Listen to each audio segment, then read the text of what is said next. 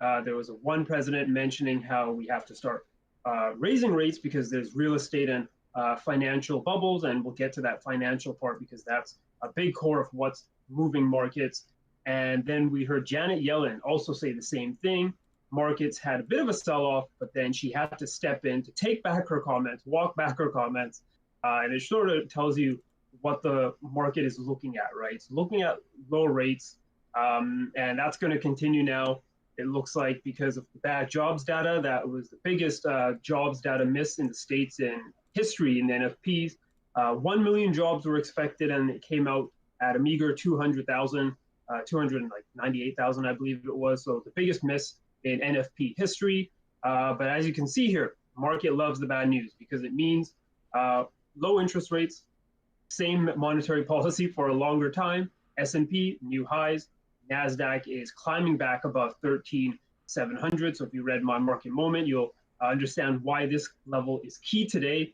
The Dow just keeps on rocking. Look at that, new highs again for the Dow. And this is where it gets interesting. The Russell 2000 or the small caps, we've talked about this in the past. A lot of the small caps is where the retail crowd has been, the cannabis stuff and, well, I guess crypto stocks as well. And the Russell is not moving very much. And we are seeing big moves in the cryptocurrencies. Let's just quickly take a look at the big ones before we talk about them a bit more. Bitcoin a bit subdued in the last few days. It's just been ranging here. But the question now, and we'll see evidence when we look at some of the altcoins, but are we seeing the meme crowd or the retail crowd leave stocks and head into cryptocurrency? This article here on BNN Bloomberg says, yes, we are. If we remember that ETF called Buzz, which was tracking the social media, hype stocks, not really doing much at all, but again, it is rebalanced at the end of the month. But honestly, folks, when was the last time you guys heard about Wall Street Bets? It's been a while, hasn't it? It's been a minute. Yeah. Didn't they try to jockey in on something just recently? Hold on a second. They may have, but I haven't really heard the financial media talking about them as much as they did when you're on Market Watch or something. There's no mention of Wall Street Bets. It's all cryptos. And again, there we go. Wall Street Bets forum members targeted in Telegram cryptocurrency scam. So there we go. I was just gonna get there because, as you guys know, over on Wall Street Bets, one of the rules, and we can just double check because I'm pretty sure it's still there. But one of the rules for Wall Street Bets is no cryptocurrency talk. Right here. Where was it? Oh yeah, no pump and dump, no crypto discussions, no schemes or scams. And right beside it, you got a GameStop thing. Yeah, so it's all stocks. It's all stocks. But it looks like, everyone here is still talking about GME and AMC, but of course, those stocks haven't really been doing much. And of course, because there's zombie stocks. Sorry, dude? There's zombie stocks. Well, the GME is. They're all zombie. Anyway, sorry. Go ahead. No worries. But we've seen all the action in the cryptos. Here's Ethereum. Wow, we were talking about it at $2,000 last week, and now it's about to hit 3,600. Really crazy rise, and we were looking at this large weekly breakout here back at months ago. When we broke out about 300 there, but a huge rise here in Ethereum. Big spike here in Ripple as well. Stellar has been one of the top altcoins. And we are also seeing this stock, cryptocurrency here, Safemoon. A lot of people that I follow, a couple of my friends who don't trade stocks at all, are all posting about Safemoon because it looks like now that meme crowd is chasing moves in crypto. These guys are up 34% today with $222 million being traded here at a sub penny. It's a sub penny stock, right? Crypto. But Safemoon is what a lot of people are talking about. We had Ethereum Classic here. So we'll look at Ethereum Classic, ETS.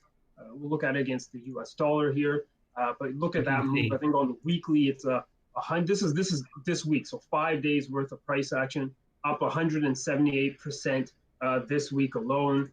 I believe EOS is also popping. So all of these altcoins that, not many people were talking about recently because they're all focused on the stock market, all having big pumps. I think Joseph and I, we talked about Bitcoin Gold, and you were quite surprised about even Bitcoin Gold getting a breakout here as well.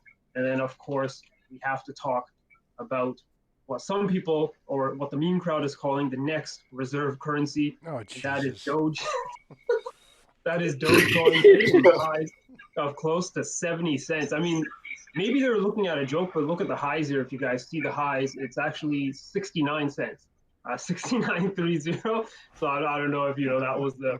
I know they wanted to hit 69 cents by April 20th, but it looked like we had to wait for the first week of May. And of course, the Doge father himself, Elon Musk, is going to be on Saturday Night Live tomorrow. So some people are looking at this as, you know, you buy before Saturday Night Live, and then after Musk's appearance, you sell it.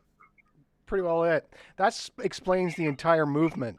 The meme crowd should explain exactly the permanence of this investment frenzy, right? These guys are so fickle. The second they figure something else is the hot thing, they'll move on to it. They're so easily swayed by social media and the idiot Doge father that basically they'll do whatever they've been bid to do. I guess a lot of them don't realize that, like the Fed dumping money into the stock market like they have been, this money doesn't exist. It's all stuff that just creates out of nothing. And basically, if they ever try to drag their riches out of the stock market, welcome to a world of insane inflation. Thank you very much. Well, I think there's also something to be said for the herd mentality for the alts that are presently popping. I mean, Ethereum Classic, like we mentioned earlier, like what I think this is people like look at Ethereum and see it's at 3,500 and they don't do their due diligence. They don't do their research. They just go where the money tells them to go. And they look at it, Ethereum Classic, and they don't know the difference between the two. So they buy it because it's only $120. When the problem is, the reason why Ethereum Classic split off from, Ethereum split off from Ethereum Classic is because of the severe security issues with Ethereum Classic. The people would obviously not buy it if they knew about it. I got you. And this goes back to the retail crowd. We saw that with Wall Street Bets, and now it looks like this is the next hot thing. But yeah, it sort of killed the stock market in a sense. Again, you know, I'm someone who trades the stock markets a bit more on a daily basis, and to be honest, they've actually been quite boring. I mean, this is sort of 50-minute price actions, and it's just been, you know, we have a pop that lasts for 30 minutes, and then the rest of the day is dull. We have a pop, and then the rest of the day is dull. So we're not getting that volatility and that the retail crowd really playing the equity markets as much as before. And again, it's sort of getting a bit dull, and all the action has been in the crypto space. That's where these daily uptrends continue. And yeah, it's just, in my opinion, that's what we're seeing. And I thought this was interesting. We are seeing that meme crowd there. So that begs the question, what's going to happen now with the crypto space? Is this going to be now a push for more regulations? As we did see, remember with the whole Robinhood case with GME and BlackBerry, with them preventing people to sell their shares. Do you think we see something similar in the crypto space, or what, Joseph? What do you think? I don't think so. This is mostly just a flash in the pan. People are coming in, temporarily buying. It's going to go up. They're going to sell. They're going to go back to stocks. It all depends on what the next big stock is, what the next big movement is. I don't think there's any really organized activity going on here. It's just people following the herd. Yeah, I think you're right. One of our listeners, Coop Black, has mentioned that he figures the next one is Safemoon, as we've sort of discussed earlier. And I think he's right. I mean, it'll be the dark horse coming up, right? Yeah, we just talked about Safemoon, and Coop, if you missed out on that, I was just mentioning how a lot of people on my social media, on Instagram and stuff, were posting how they're in Safemoon. So that's usually a sign. I've never heard of this coin. I can't even get a chart of that coin on TradingView, so it sort of shows you how new it is. But yeah, I mean, it's the trend right now. This is maybe, I guess we could call it the GME right now, or well, maybe Ethereum's that GME right now. But yeah, this is definitely one of the tokens I'm hearing a lot about. I'm also hearing a lot about a token called Munch Token, and it looks like it's a wrapped Ether token here. But yeah, that's beginning to pop here as well. Just as a technical guy, all these charts are actually looking very, very good, very bullish. Looks like they're going to have big moves, much further moves higher. But yeah, Safemoon will definitely keep our eye on this. And I think it says here it's like a sub penny, isn't it? This is in dollars. This is not this is in dollars, not in Not going to cost you a lot to get into that. No. I mean, $100. I have a question for Joseph here. As someone who's been watching the space for a while, how do you feel about the utilization of the actual the technology behind the tokens and cryptos and NFTs? Do you feel this is what? You mean blockchain? Yeah, blockchain. Is this where it's supposed to be? This has been what, 10 years of exposure? I would say this is actually separate from what blockchain can actually do. This is more of a side product, kind of like a sideshow almost, in a lot of different ways. And blockchain as a technology has multiple different uses, but it's not as fun or as sexy, to be completely honest. It's not gonna draw as much attention. What it does is it sits down at its desk and it does its work while cryptocurrency goes off and makes itself known. Makes sense. So what is the Safemoon protocol about then? Is it like Ethereum? What is? I haven't looked into it too much in terms of the what it's about. I'm just looking at the charts. I don't know, Joseph, if you're familiar with it, but it says you're community driven, fair launch. It's DeFi token. There we go. So it's decentralized finance. We actually talked about that being the next sort of big movers, right? The decentralized finance. 3 simple functions occur during each trade: reflection, LP acquisition, and burn. And it looks like they explain what that is down here in their roadmap. Here's their core team, I guess. But okay, I didn't know it was DeFi, but DeFi, that now gets my attention because I do think we are going to see. I'm sorry, but the top middle guy looks like a crazy scientist. I'm sorry. Captain Hodl. It's ridiculous. Captain Hodl, Papa, It's the Cat Okay, Jack, Ragnar, Safe Moonson, and OG King Fox. That's what it is. No, I've never heard of Safemoon before. This is brand new to me. Yeah. It's just been making its making. So its this would probably be the actual alternative to Dogecoin, correct? To a certain extent, right? Because right now it's ridiculous, Dogecoin. Safemoon. Go ahead. Sorry. Dogecoin doesn't have any functional utility in the DeFi space. Yeah. Right. This actually seems like it has some variety of utility. I mean, Dogecoin is like it's a Bitcoin ripoff essentially. Like it does more or less the same thing, but there's a lot more of it. Gotcha. Oh, but what do you know? These guys have successfully onboarded and confirmed a Dogecoin trading pair with Bippy Pong. So I guess that's some sort of a. I have no idea. Okay. I can't wait to see what Elon says on Saturday Night Live. He'll do whatever makes him money. He'll do whatever makes him money. Yeah. I did mention this. Because he hasn't tweeted about Bitcoin in a while. Yeah, exactly. What are you going to say, Maddie? Sorry, you were going to mention something? I don't know. Maybe this is probably for Joseph. How does one differentiate between what would be a good investment in this space? Because it just seems so oversaturated and complicated. Like, where would one go or read to figure out what would actually be, like you were saying, like a good investment as opposed to just fluff? You can start with Coinbase. Coinbase publishes a lot of different articles, which can be they don't even have the white paper up. A lot of different articles and a lot of different topics, which can give you a decent idea of. I'm sorry, not Coinbase. CoinMarketCap. CoinMarketCap is one of them, but there's actually another one that I was I can't remember the name of it. Do you There are a read number of the different white places on papers? the internet. On a number of different places on the internet you can go, which will provide you with the necessary information. But if you want to understand the core aspect of blockchain, you should probably start at the basics and go to YouTube and look for Andreas Antonopoulos. Set aside an afternoon because that guy likes to talk, but he will explain to you Bitcoin's core use value.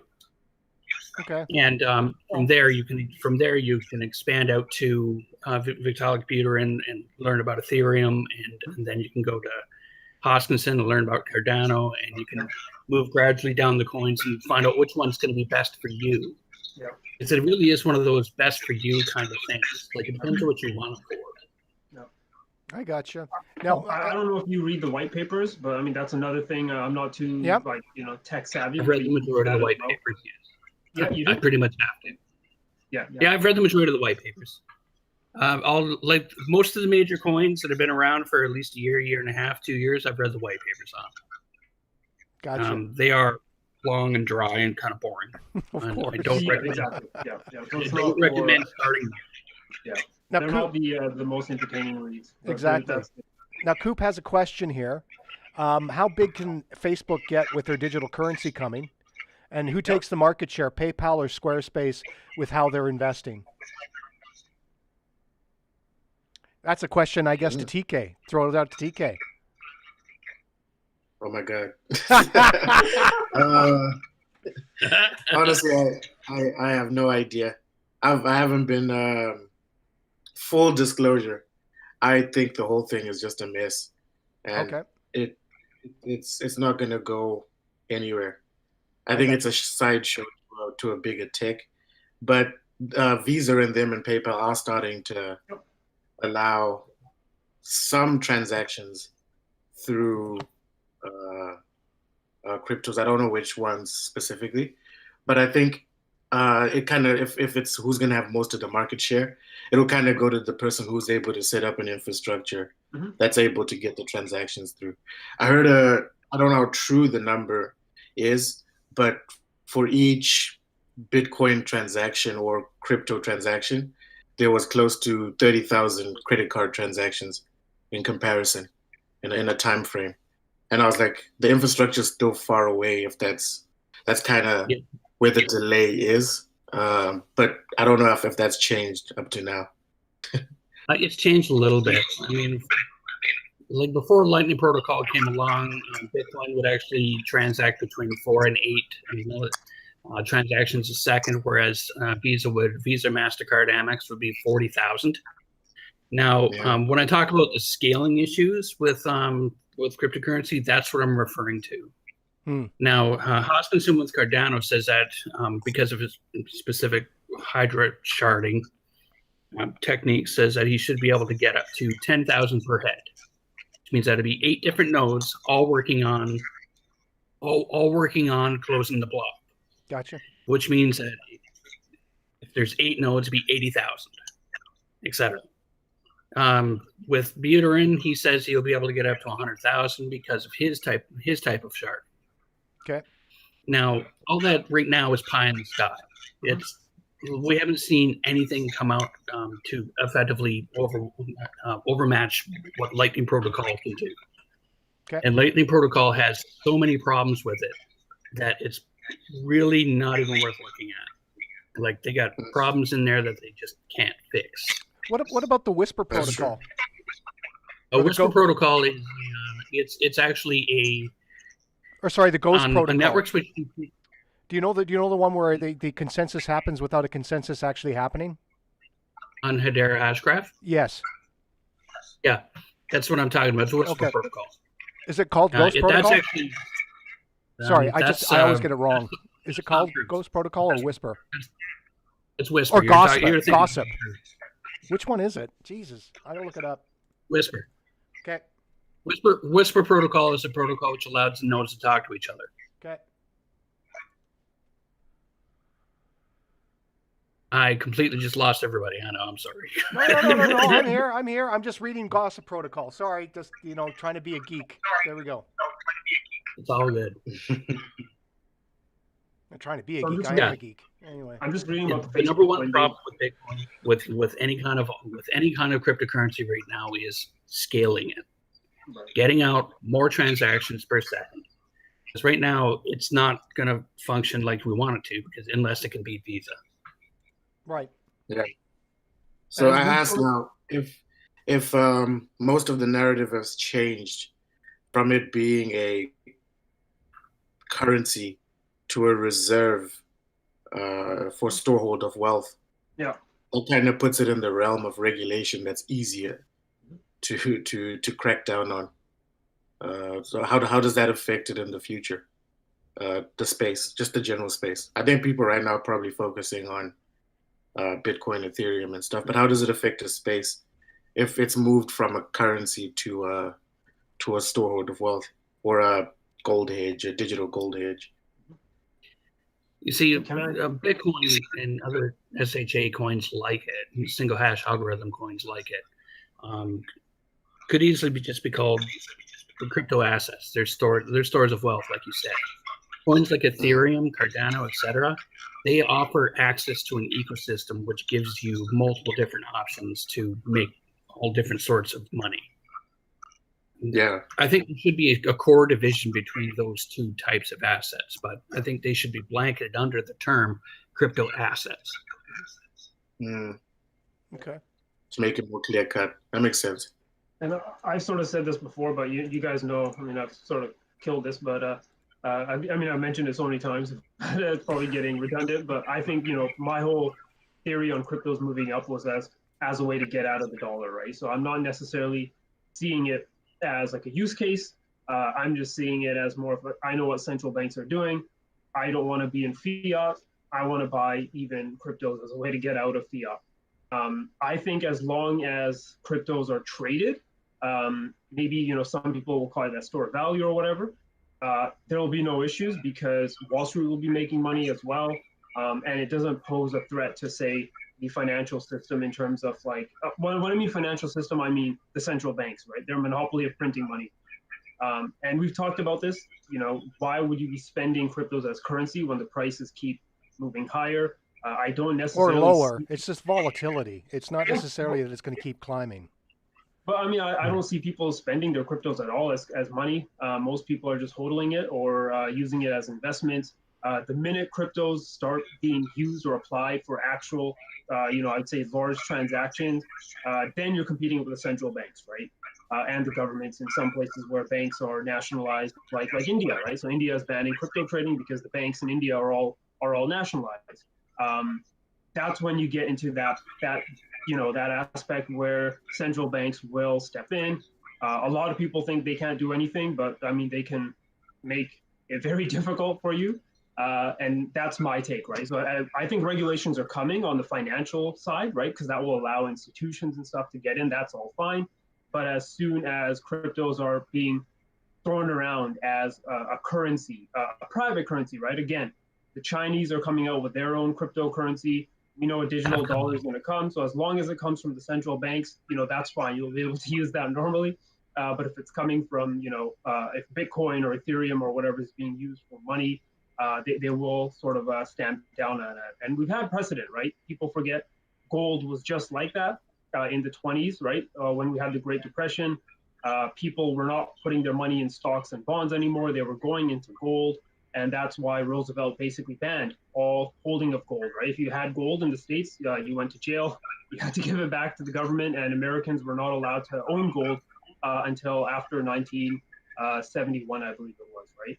Yeah, when they broke from the gold standard, right? Yeah, that was that. But Ray Dalio mentions it as this time it could be the same because basically we need stocks and bonds to go up for pensions and retirements, right? If we're seeing money leave stocks and bonds and go into assets such as gold and Bitcoin, which, in a sense aren't productive, right? People are just putting them for store of values. They're trying to hide money. Whereas money going into stocks and bonds, yes, you can argue it's not productive as well, but it keeps pensions and retirements going, right? And that's sort of the big crisis, which if those take a hit and money starts leaving cryptos and bonds and heading into, say, stocks and bonds, starts heading into cryptos and, say, gold, maybe the central bank does what they did in the 20s, where they ban all trading of, say, cryptos or whatever, because they need all that money to get back into stocks to keep assets proper, right? So as I said, as long as cryptos are traded, I don't think there's going to be an issue. But as soon as it starts to try to run for, try to get that that currency aspect to it, I think that will be an issue. It makes sense. Yeah. I don't want to nerd out, but a lot of some of the institutions are coming out about how they've been modeling the crypto asset space, and they say they're counting in a large tail risk when it comes to regulation. They feel it's going to be counterproductive for them if they are the first ones leading in, rather than adapting it after things settle down. So I think I'll, as Vishal's always saying, I'll follow the big money as well and sit this one out. Well, they're coming, right? So today's article, like Goldman Sachs has now a crypto trading team, so they'll actually be, using algos and stuff to trade cryptos. Once regulations come into effect, right, then cryptos will have basically depositor insurance, and that's what these banks need, right, in order to get into cryptos very hard, like to trade them on a daily basis. And I think that's what's coming. We talked about in this past, a lot of the people who love the crypto ethos, the original ethos, will hate it, because now, cryptos were supposed to be away from big government, big banks and institutions, but now they're part of that. And hence why I think something like, Safemoon or any of those DeFi tokens is going to be what crypto was originally supposed to be. But if people are just chasing gains of cryptos, the Joe Schmo, Jane Doe, they're not really going to care, right? Because it's all about making money for them. It's all about profit. Now, Mike, exactly. I understand your definition of or at least the argument that it was supposed to be decentralized and of the people and all that kind of stuff.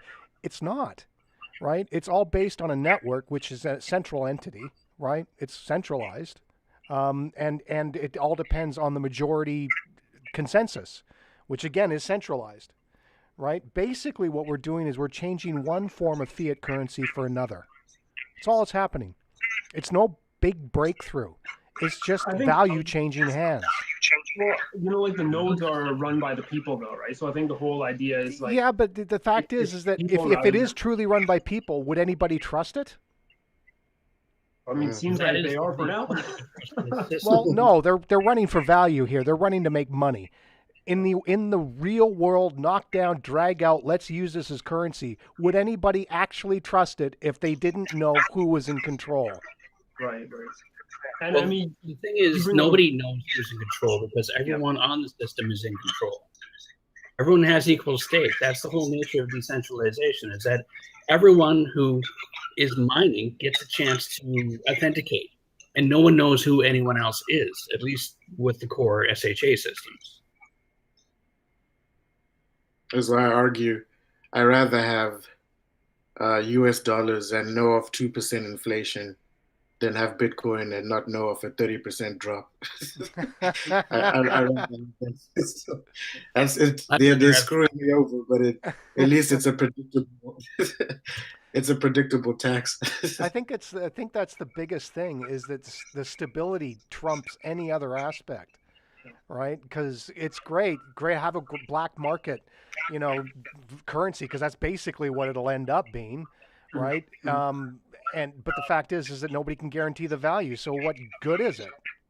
But I think, Galen, you brought up a good point. I mean, it is sort of, I guess, in the realm of conspiracy theory, but who created it, right? Who is this Satoshi Nakamoto guy? We've heard like the Pena guy, right, mention he knows who it is, and if people find out, Bitcoin will be zero in a day. I've had chats with big authors, big financial commentators who presented at Davos and presented at Bilderberg, and have had private conversations. And I asked them straight up who they think Satoshi Nakamoto is, and they told me who they believe it is. And if that came out, it sort of meets my whole idea of who I think it could be. But I mean, there's that, right? That whole aspect, like if who is Satoshi Nakamoto, if it comes out who invented cryptos. I personally don't think it's a guy, just some random guy or a group of guys.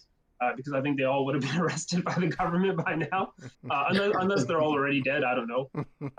But that's the big, that's the big question, right? A lot of people are mentioning who could it be. There's so many ways that government could spin that as well, right? As a way to try to bring down the price, especially with the whole liberal and that type mindset right now. So yeah, I mean, I don't know if it's liberal, my friend. I think it's just the fact that this is a new currency that nobody can guess the base of, and Well, I'm just saying, like, if it came out that it was created by, say, who's that child trafficker? Matt Gates? Epstein. I doubt it. But I mean, Epstein, okay. Epstein, right? If it came out that it was but I created don't. by I don't think Jeffrey it would be a Epstein. partisan decision. I'm sorry. I can't follow that one. I think it would be Well, I a mean- decision of knowledge versus not knowing. But I mean, I'm just throwing it out there, right? Like, if Okay. it came out Jeffrey Epstein made it, because I mean, it very possibly could. Not And, Jeffrey uh, Epstein. Well, I mean, no, I mean, like, maybe him and his. I'm not saying he's the creator, but maybe it was used. But it was used for like it was if cryptos, and again, we're seeing government mention how it's used for all these Bitcoins used for nefarious purposes. Well, it So, is. well, I mean, there we go, right? And If so it came out that so it's straight up been used- printed cash as well, too, right? I mean, it's yeah, all. yeah. There's no one thing that's worse than the other. This is why I'm saying we're trading one form of fiat currency for another. That's all. Well, I mean, like, I don't buy the whole thing about cryptos being used for illicit activities because most criminals use the U.S. dollar, right? They don't. No. really It's not most. It's just that it can be and is, and it's to the same extent the U.S. dollar, right? This is again the problems we don't seem to draw the parallels between what we're using already and what we're being told we should be using in the future. It's all the same. Yeah, we'll have to see, but I think, like I said, Dalio mentioned this, but he thinks that there will be some sort of government crackdown, and what we're seeing in India could be the first steps. India's been a bit more stricter on mining and trading crypto, so it's the largest democracy. We'll see what happens there, but obviously they have different problems right now. But The problem in yeah, the financial definitely. system is pretty extensive and very deeply seated. So it's not just crypto that's making the system screwy. Their Right. financial system as it is, without crypto involved at all, is completely ucked. Mhm. Sorry. I am going to step in and wrap it up because we are out of time. Do we have any final comments anyone wants to shoot out before we sign off? Quick roundtable question: what happens to Doge on Saturday? Does it hit $1 or does it tank? I vote tank Okay. I see it going up and then going down. So, for no other reason that he is not charismatic, that they'll just see him in the flesh and go, "No, we should not It'll follow hit this man." $1. He'll sell it, and that'll go down. I'm gonna say this: if he comes out with a T-shirt with one of those dogs, the Doge dog on Saturday Night Live, I think this hits $1. No, it probably will, and it will, and hopefully de-escalate after that, and there'll be a whole slew of idiots buying that T-shirt. Yeah, true. Well, thank you so much for tuning in. We will see what happens and talk all about it next week. Thank you care, very everyone. much for dropping by, guys. care. Oh, happy Mother's Day to you too, Coop. All righty, take care, everybody. Bye-bye.